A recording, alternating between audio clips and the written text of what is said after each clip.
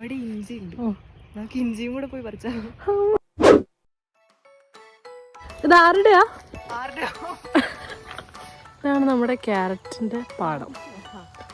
അപ്പൊ നമ്മളിതിൽ ഏതാ പറിക്കാൻ പോകുന്ന?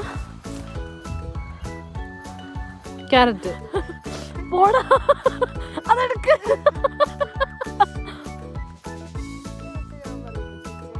ആ അത് സാറില്ല, കുറച്ച് വളഞ്ഞ ക്യാരറ്റ് ഓടിക്കോ. അയ്യോ ദാ ഒരു അപ്പം നാട്ടിൽ നിന്ന് വണ്ടി പിടിച്ചു അടി വാങ്ങിക്കേണ്ട അവസ്ഥയാണ്.